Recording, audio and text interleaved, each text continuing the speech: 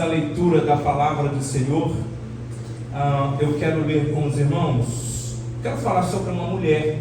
Nunca falei sobre ela aqui, especificamente não. Eu já citei mensagens, mas hoje a gente quer falar sobre as lições de Rispa para a família e a família que está situada na pós-modernidade. Com a base do texto, eu quero convidá-los a abrir a Bíblia comigo no livro de 2 Samuel, capítulo de número 21. 2 Samuel, capítulo de número 21, a partir do versículo 1. Como esta mulher não é tão conhecida, talvez alguns pela primeira vez, ou raríssimas vezes,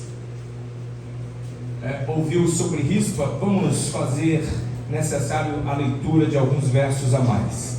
A epígrafe disse: fome em Israel e a sua causa. Toda ação gera uma reação. Toda ação gera uma reação. E a gente vai ver aqui a reação de uma atitude, ok? Como a Alexandra disse aqui, a lei do plantio, né? É muito clara nas escrituras sagradas e na prática da vida diária. 2 Samuel, capítulo 21, verso 1. E houve em dias de Davi uma fome de 3 anos, de ano em ano. E Davi consultou ao Senhor, e o Senhor lhe disse: é por causa de Saul e da sua casa sanguinária, porque matou os gibeonitas. Então chamou o rei os gibeonitas e lhes falou: ora, os gibeonitas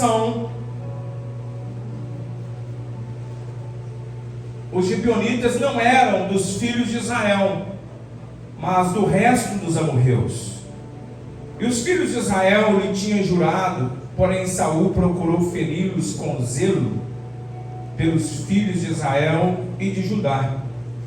Disse, pois, Davi aos gibeonitas: que quereis que eu vos faça? E que satisfação vos darei para que abençoeis a herança do Senhor? Então os gibeonitas lhe disseram: não é por prata nem ouro que temos questão com Saul e com sua casa, nem tampouco pretendemos matar pessoas alguma em Israel. E disse ele: que é, pois, que quereis que eu vos faça?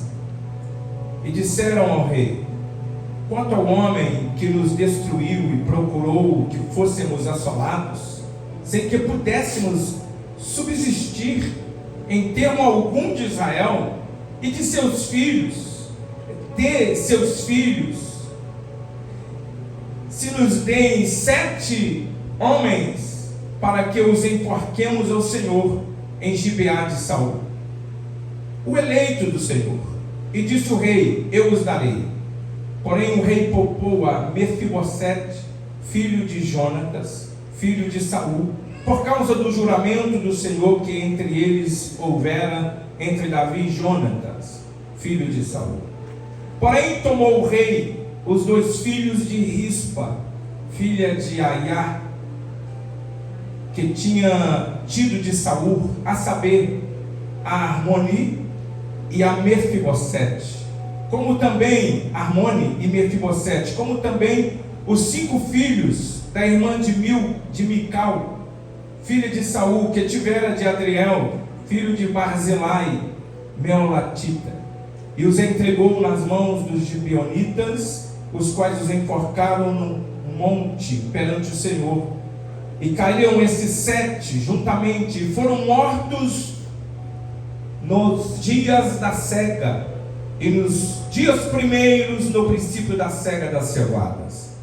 Então Rispa, filha de Aiá, tomou um pano de cilício e estendeu-lhe sobre uma penha, desde o princípio da cega até que destilou a água sobre eles do céu, e não deixou que as aves do céu se aproximassem deles de dia, nem os animais do campo de noite.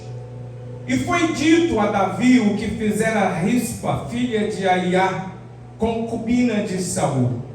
Então foi Davi e tomou os ossos de Saul e os ossos de Jonatã, seu filho, dos moradores de Jabes de Gileade, os quais os furtaram da rua de Bet-seã, onde os filisteus os tinham pendurado, quando os filisteus feriram a Saul em Gilboa. E fez subir dali os ossos de Saul e os ossos de Jonatã, seu filho, e ajuntaram também os ossos dos enforcados. Enterraram os ossos de Saul e de Jonatã, seu filho, na terra de Benjamim, em Zela, na sepultura de Quis, seu pai. E fizeram tudo o que o rei ordenara. E, depois disso, Deus se aplacou com a terra. Amém. Oremos.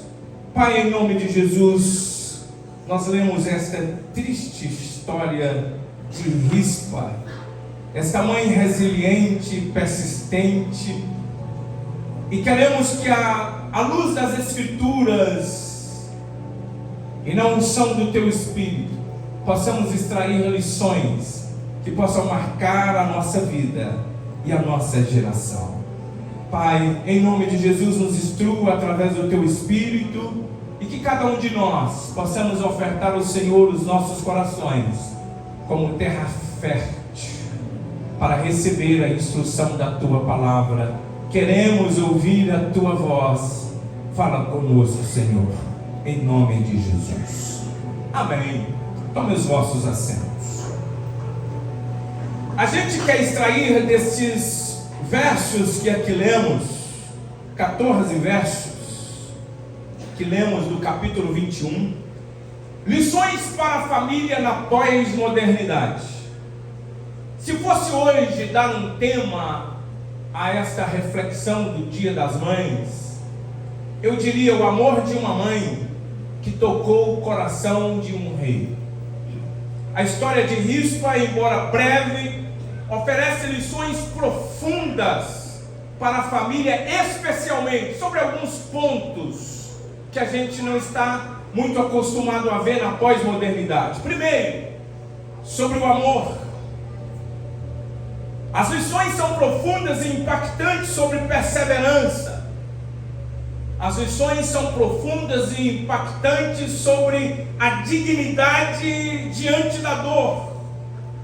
Esta personagem não conhecida, secundária na Escritura Sagrada, atravessa séculos e nos ensina muito sobre o papel da mulher e de uma mãe em tempos de crises. Eu quero crer que todos nós, todas as famílias, estão atravessando tempos de crises, tempos difíceis. Para as mães e para os pais, tempos desafiadores. Para os filhos também. Já se emplacou, Denise, a ideia de que está difícil ter filhos. Eu gostei da fala da irmã Rosane sobre o incentivo de ter filhos. E quando a gente olha para o cenário atual, as dificuldades atuais, as pessoas querem ter menos e menos e menos filhos. Mas, irmãos, é um dom de Deus, é uma dádiva de Deus. E há uma voz que ecoa na eternidade, no interior de cada ser humano. Crescei, multiplicai e enchei a terra. Uns com a justificativa dizem, não, mas a terra já está cheia. Não, irmãos, nós somos um povo forte e destemido. Quem olha vento, não semeia. Quem olha a tempestade, não semeia. O que dizer de Joquebede? Continuando com o sonho de continuar crescendo a família mediante o extermínio precoce dos bebês masculinos que já ali nascessem. Então sempre teve dificuldade, sempre teremos dificuldades, mas aquele que prometeu, aquele que empenhou a palavra, continuará sendo fiel para cumprir. Deus estará contigo, mamãe. Deus estará conosco. A família não é uma instituição falida. A família é projeto de Deus. Você pode levantar a mão e glorificar o nome do Senhor. Aleluia! Analisando um pouco no contexto histórico, no século 11 a.C., no tempo dos reis de Israel, vocês sabem que a pedido do povo, Saul foi escolhido o primeiro rei da nação de Israel. Foi ungido por Samuel. E Saul governou 40 anos a nação de Israel. Durante o seu reinado, ele toma por concubina Rispa. E era muito comum nas épocas dessas dinastias, pelas alianças políticas, os reis contraírem ou agregarem muitas concubinas. E Rispa foi uma das concubinas do rei Saul. Com ela, o rei teve 2 filhos, Armoni e Mefibosete. No texto que lemos, este Mefibosete não é o mesmo filho de Jonatas. Não é o mesmo. Esse é Mefibosete, filho de Rispa com Saul. Irmãos, após a morte de Jonatas, após a morte de Saul, o trono de Judá é assumido por Davi e, consequentemente, no capítulo 15 de 2 Samuel, nós enxergamos Davi sendo aclamado rei de toda Israel. Toda Israel. E durante o reinado de Davi, quando Davi assume o trono, ele é atingido por uma catástrofe, a gente pode dizer assim, porque Israel, ele sobrevivia da agricultura e a chuva era muito importante para os animais, para a terra ser produtiva. O Senhor assolou durante 3 anos. 1 ano de seca é muito. 2 anos, 3 anos de seca. Então Davi consultou o Senhor. Por que isso, Senhor? Porque nós estamos sofrendo 3 anos de seca.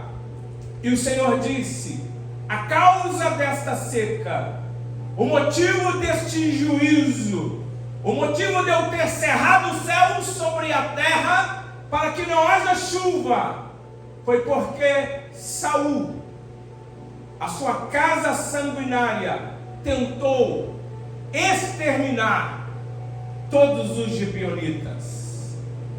E por que isso Saul fez? Ele fez com zelo nacional. Ele viu que ali ainda tinha parte dos amorreus. Porque quando nós abrimos a Bíblia, no capítulo 9 de Josué, lá está algo que nós podemos compreender melhor este contexto histórico que envolve Rispa. Israel já estava sob a liderança de Josué. Josué já estava liderando Israel e as vitórias eram seguidas. E a notícia foi espalhando. No capítulo 9 de Josué, a Bíblia disse que Josué abate os perizeus, os heveus, os amorreus, os jebuseus, tudo de Zeus. Ele vai vencendo com a nação de Israel para se apropriarem da terra. O restante dos amorreus, que são os gibeonitas, passaram a ouvir como Deus era com a nação de Israel, como Deus dava vitória. Então o que eles fizeram? Eles vestiram roupas velhas, pegaram pães mofados, odres velhos, sapatos velhos, roupas rasgadas, e chegaram no arraial de Israel dizendo: a gente vem de longe, a gente veio atraído pela fama das vitórias que vocês vem vencendo os reis da terra. E a gente temeu muito. E por causa da presença do Deus de vocês, nós queremos ser servos de vocês. Nós queremos servir vocês. Façam um juramento com a gente. Porque a gente sabe que o Deus de vocês resolve os problemas. A gente conhece. As notícias têm se espalhado. Bom, eles são submetidos a uma investigação. Ali estava Josué, os principais, os anciões, conversam entre eles e começam a indagar: mas vocês são de onde mesmo? Eles pegam os pães e disseram: olha, esses pães aqui estão velhos, não estão? Nós somos tão de longe que quando nós pegamos esses pães, eles eram novos, mas já estão mofados. Veja, os nossos odres eram novos, mas a viagem é tão longa que eles estão velhos, as nossas roupas da mesma forma. E aí algo acontece que não deveria ter acontecido, pastor Jean. O que acontece é que Josué não consultou o Senhor. Triste este verso. Está no capítulo 9. Capítulo 9 de Josué. Ele não consultou ao Senhor. E por não consultar o Senhor, capítulo 9, versículo 14. Vamos colocar na tela. Josué capítulo 9, versículo 14. Olha. Então aqueles homens israelitas tomaram da sua provisão e não pediram conselho à boca do Senhor. E Josué fez paz com eles e fez um concerto com eles, que lhes daria a vida. E os príncipes da congregação lhes prestaram um juramento. Sabe o que significa isso? Que lhes daria a vida. Eles fizeram uma aliança com os gibeonitas, dizendo: olha, se for preciso a gente morre por vocês. Se for preciso a gente dá a nossa vida a vocês. E depois de 3 dias, o exército foi avançando, descobriram a cidade de Gibeão.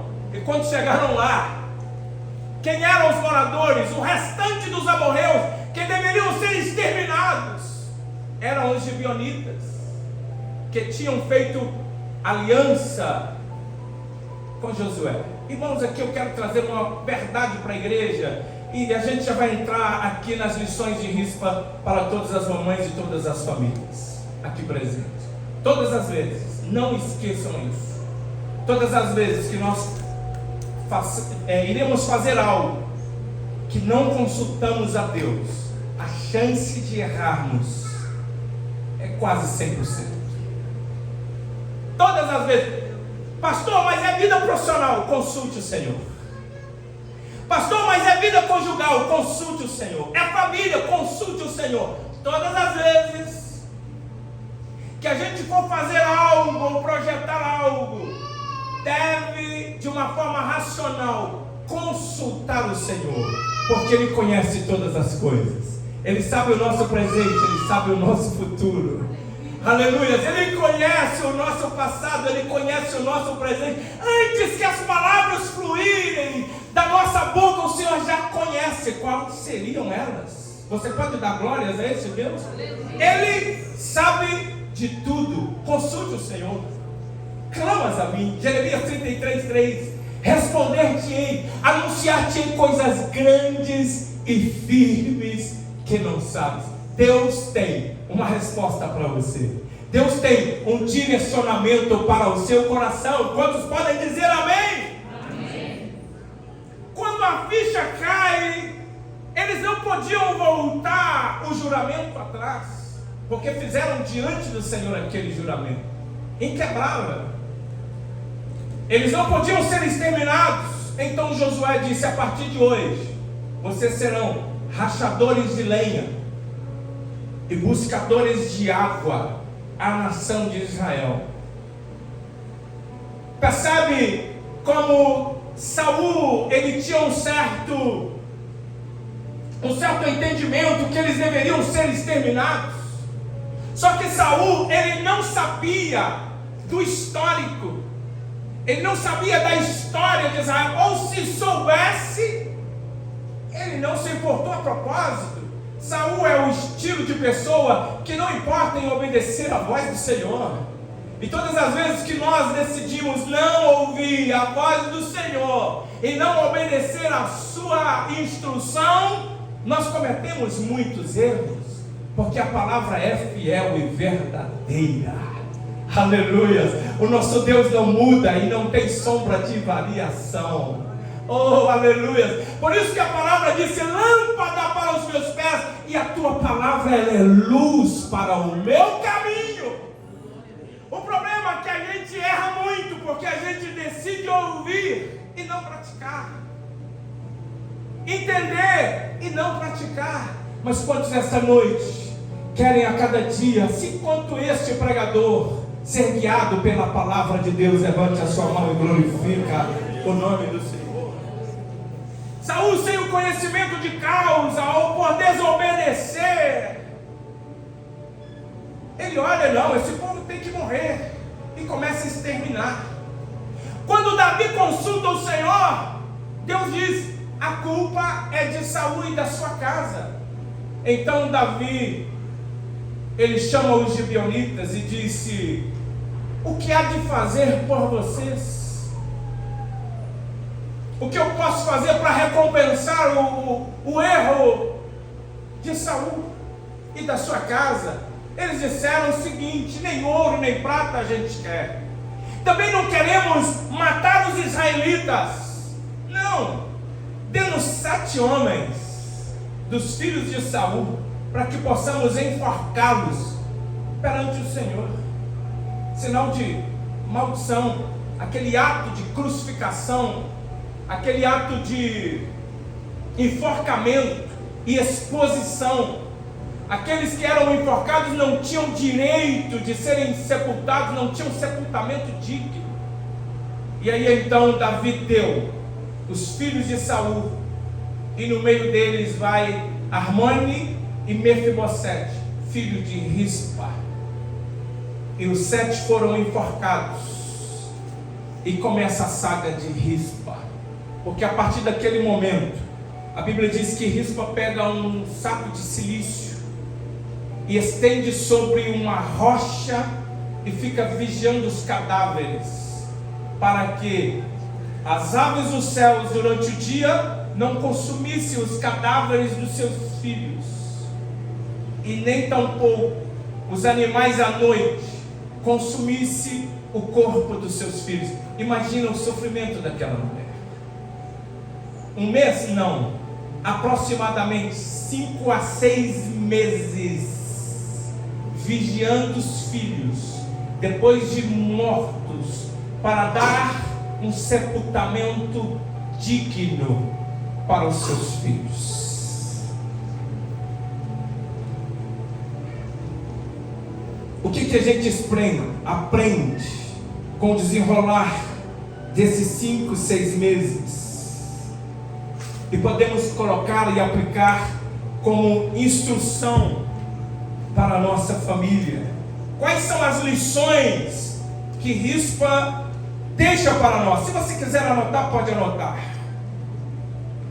Nós estamos falando sobre lições de Rispa para as mamães, para a família pós-moderna. A gente vai contrastar aqui as ações de Rispa com a família da pós-modernidade. E se eu fosse dar um tema, é o amor de uma mãe que tocou o coração de Deus. Qual a primeira lição de Rispa para as mamães aqui esta noite? Primeiro, amor materno incondicional. Incondicional. Rispa mostrou um amor que não desiste mesmo após a morte dos filhos. Ela permaneceu ao lado do corpo por meses. Eu já disse, de abril a outubro, provavelmente entre 5 e 6 meses. Qual a lição para nós? O amor dos pais devem ser constantes e presentes, especialmente nos momentos mais difíceis. Tem pais que quer colocar do bom e do melhor dentro de casa, Mas o amor eficaz não é aquele que dá presente, é aquele que faz pais presentes. Você pode dizer amém? Segunda lição: perseverança no sofrimento. Mesmo diante da dor, da injustiça, Rispa não abandonou o seu posto. Ela não saiu. Imagina, irmãos, ela estava lá de dia e de noite, debaixo de sol, no frio, porque a gente sabe que o Oriente são dois extremos. Durante o dia é um calor excessivo e à noite é um frio em extremo também. Imagina aquela mulher espantando bestas feras à noite. Imagina ela espantando as aves de rapina. Imagina o cenário de horror, os corpos entrando em estado de putrefação, o odor levado pelo vento e aquela mulher resiliente, um amor que não desiste. Ela mostra a segunda lição: perseverança no sofrimento, mesmo diante da dor, da injustiça. Rispa não abandonou. Qual é a lição, gente? Famílias fortes enfrentam as dificuldades juntas. Isso parece paradoxo, parece não encaixar nos tempos que nós estamos vivendo, porque hoje as famílias começam um problema, cada um para um canto, quer ver a atitude ou situação para que a família se una. Geralmente, normalmente é nos problemas. Nos problemas é que as famílias se unam. Nos problemas, as adversidades é momento de união. Mas a família pós-moderna não segue isso não, gente. Os problemas começam, a família, as pessoas na pós-modernidade não querem assumir responsabilidades. Querem sofrer? Não, porque é apresentado o quê? Felicidade a qualquer esquina. O importante é ser feliz. Também puderam algumas igrejas ter o slogan: não sofras mais, pare de sofrer. Onde se viu? No mundo tereis aflições, disse Jesus, tem de bom ânimo, eu venci o mundo. É sofrimento, é aflição. A diferença é, quando nós passamos por aflição e por sofrimento, ao lado desse Deus maravilhoso que derramou o seu sangue na cruz do Calvário para nos salvar, Ele não nos abandona em tempos de crise. Ele sempre esteve e sempre estará ao nosso lado. Aleluia! O próprio Davi, nos cânticos dos degraus, ele dizia: ora Israel, se não for o Senhor que esteve ao nosso lado o tempo todo, os nossos inimigos nos teriam engolido vivos quando a sua ira se acendeu contra nós. Bendito seja o Deus de Israel, que não nos deu por presa os dentes, o laço quebrou e nós escapamos, porque o nosso socorro está no nome do Senhor que fez os céus e a terra. Oh, glória a Deus! Ele tem sido o nosso socorro, socorro bem presente na hora da angústia. Ele é a força atrás dos nossos esforços para continuarmos marchando. A terceira lição que Rispa nos mostra é proteção e cuidado. Ela protegeu os corpos dos filhos dos animais e aves por cerca de 5 meses a 6 meses. Qual é a lição para nós? Nós pais, nós precisamos ser guardiões espirituais e emocionais dos nossos filhos. Precisamos. Quarta lição: silêncio que fala alto. O texto que nós lemos, não existe registro da fala de Rispa. Ela passa todo o processo calada. Ela passa todo o processo calada. Rispa não proferiu discursos nem protestos. Sua atitude silenciosa de fidelidade moveu o coração do rei. O testemunho mais poderoso muitas vezes vem de nossas ações silenciosas. Eu ouvi essa semana, fui pesquisar, o pastor, filósofo e teólogo Ralph Waldo Emerson. Ele disse o seguinte: suas atitudes falam tão alto que não consigo ouvir o que você diz. Quantas das vezes a gente ensina e não pratica? Quantas das vezes a gente prega e não vive o que prega? Quantas das vezes a gente fala e fala muito, mas cumpre a metade que a gente fala? Então, Rispa nos mostra um silêncio que fala alto, um silêncio que chegou sem palavras ao coração do rei e mudou a situação daquela nação. Eu aprendo muitas das vezes que há momentos que a gente precisa calar para que a voz de Deus seja ouvida em meio aos conflitos existenciais. Você pode dizer amém? Amém. É melhor ouvir do que falar. A quinta lição que nós aprendemos, ou seja, dentro do silêncio que fala alto, a lição é: o testemunho fala mais alto do que nossas palavras. A quinta lição: dignidade em meio à dor. Ela enfrentou a tragédia com honra. Honra. Qual é a lição? Ensinar os nossos filhos a enfrentar as adversidades com fé, dignidade e resiliência. Já viram que as mães, os pais de hoje dizem: eu não quero que meu filho sofra o que eu sofri. Mas você só é o que você é pelo que você passou. Sim ou não? O excesso de permissividade, tudo que o filho pede a gente dá, tudo que o filho quer a gente dá.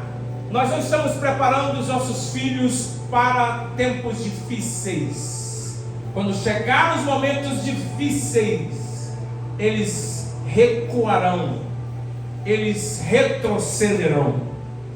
A quinta lição: dignidade em meio à dor. Nós, pais, precisamos ensinar os nossos filhos nas adversidades com fé, perseverança e resiliência. Sexta lição: justiça sem vingança. Ela não buscou vingança, ela permaneceu fiel no luto.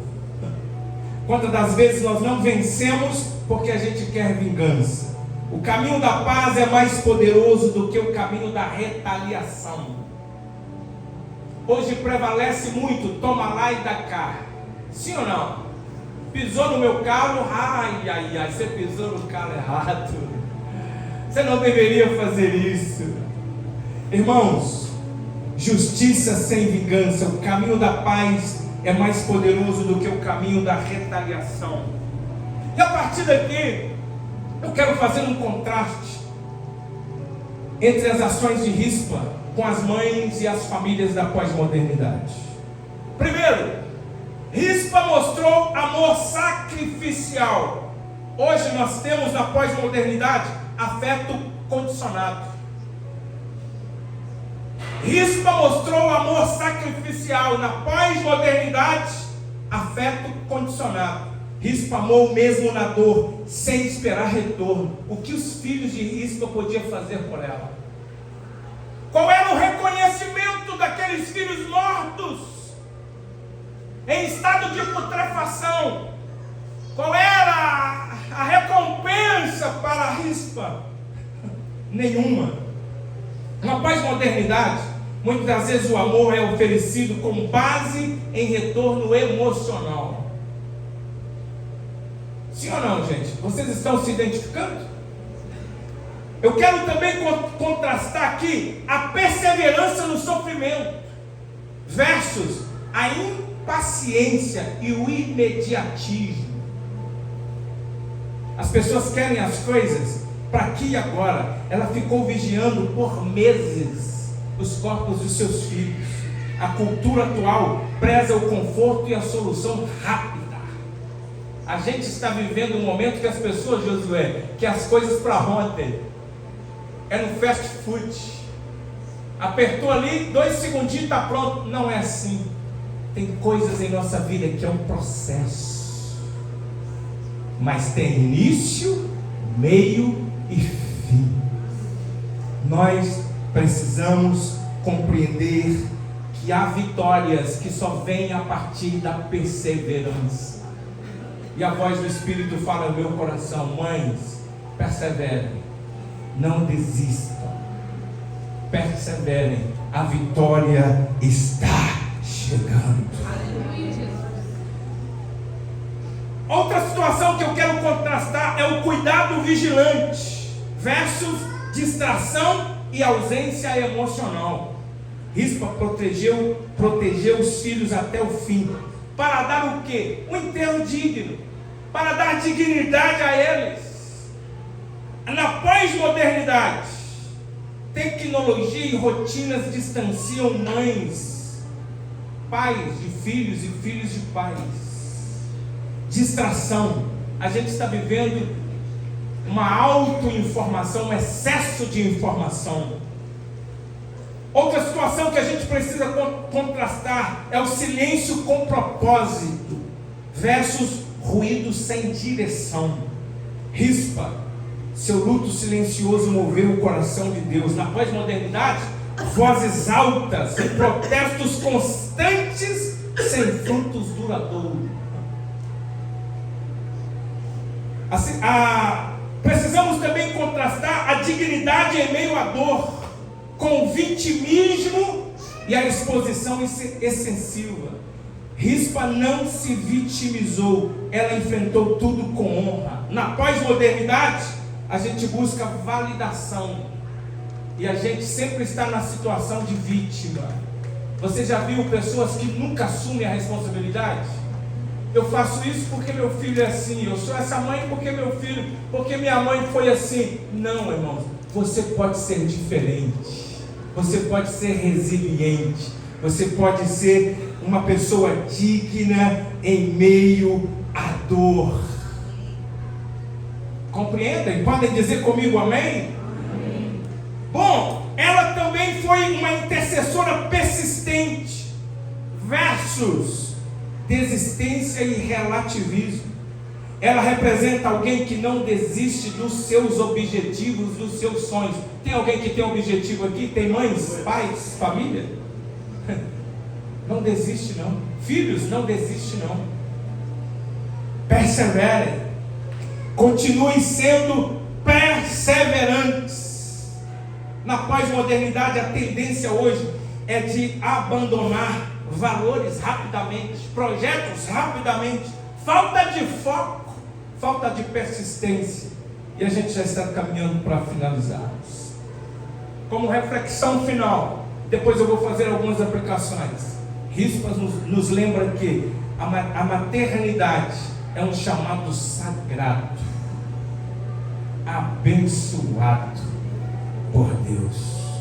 O mundo pode mudar os princípios, o mundo pode tentar mudar os princípios, e o mundo pode mudar, mas os princípios de amor, de perseverança, de fé, ainda são relevantes para transformar famílias, situações, comunidade e cidades.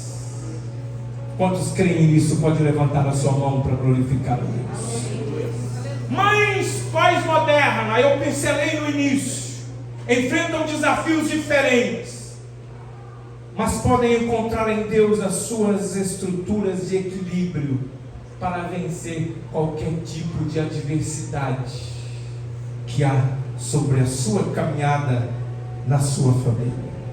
Que cada mãe como Rispa seja intercessora, vigilante, perseverante, resiliente, firmes, amorosas, mesmo apesar dos tempos difíceis.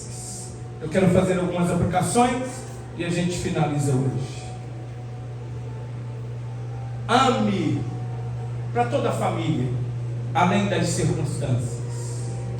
Mesmo quando os filhos falharem, mesmo quando os membros da nossa família falhar, O amor incondicional deve ser a base da nossa relação. Você pode dizer amém? Amém.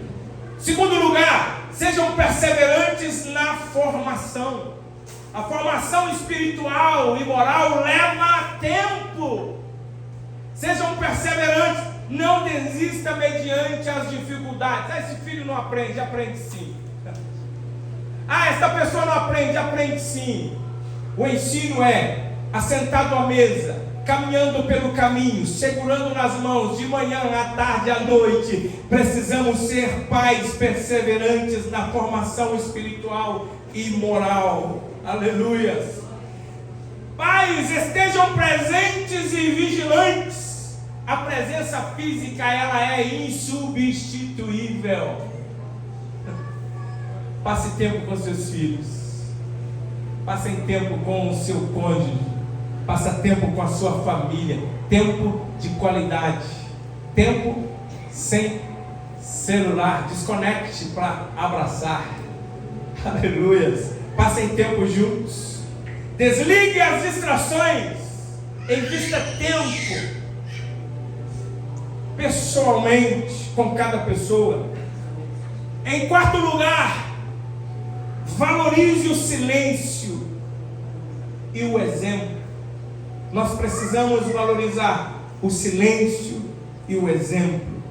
Nem sempre precisamos falar. As falas não mudam nem sempre os comportamentos, mas o testemunho de vida influencia. Quinto lugar, ensine dignidade na dor. Ensine os filhos a enfrentarem frustrações e percas, mas perseverarem na fé sem se vitimizarem. Pais, cuidado. Mães, cuidado com a superproteção. Sexto lugar, ore, interceda com constância. Não pare de orar. Não pare de pedir. Não pare, não pare, não pare, não pare, não pare de orar. Sétimo lugar, seja um referencial de valores eternos. Em um mundo de mudanças rápidas, mantenha os princípios firmes, invisíveis no seu estilo de vida.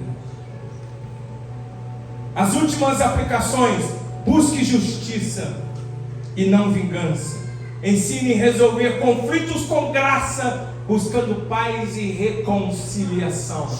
Às vezes, mediante os conflitos, eu fico estarrecido de ver como nós temos facilidade de colocar fogo no cenário, em vez de trazermos paz, serenidade e tranquilidade. Às vezes o silêncio vai nos ajudar muito nisso. Em nono lugar, preserve o legado espiritual.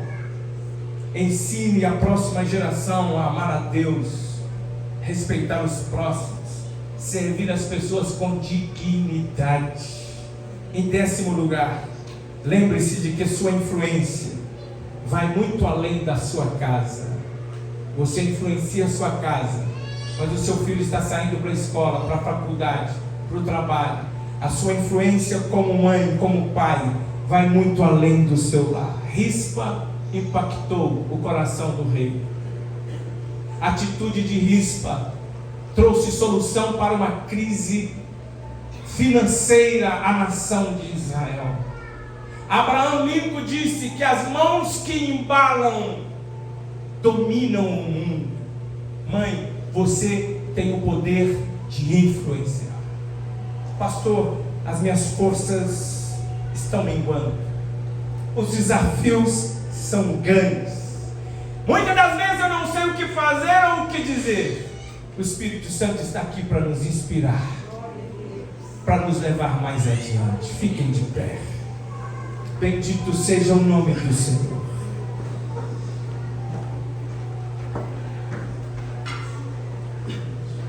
Eu sei que eu e você não caminhamos sozinhos. Eu sei que eu e você não conseguimos triunfar sozinhos, porque Jesus disse em João 15: sem mim nada podeis fazer. Mas todas as vezes, mãe, todas as vezes, pai, Todas as vezes que a sua fé é provada, Deus está te dando uma chance de crescer um pouco mais. Os problemas que circundam a sua casa, os problemas que circundam a sua família, eu quero crer que não chega perto do que Rispa passou. Eu sei que há mães que ainda sonham algo extraordinário na sua casa. Não desista de sonhos. A despeito dos problemas atuais, continue sonhando. Eu sei que há mães que esta noite que há no seu coração uma expectativa de ver toda a sua casa salva. Continue orando, continue acreditando, porque Deus tem poder de transformar, Ele tem poder de salvar, Ele tem poder de restaurar. Aleluia. Eu quero orar com você, mamãe. Eu quero orar com você. Mas antes a gente vai cantar com você. Aleluia.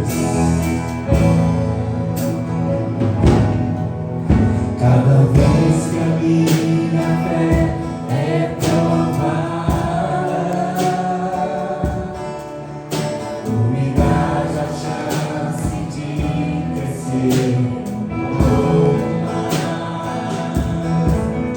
As montanhas e vales, desertos e mares,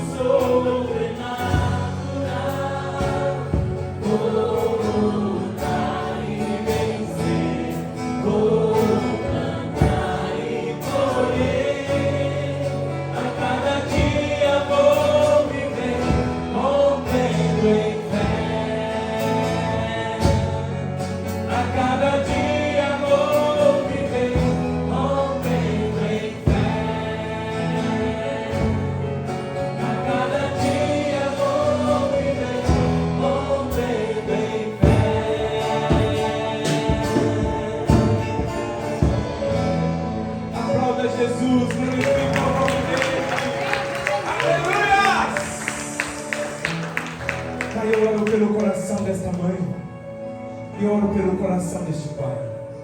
Em especial, Senhor, que esta mamãe, esta noite, venha sentir o aconchego do Teu Espírito.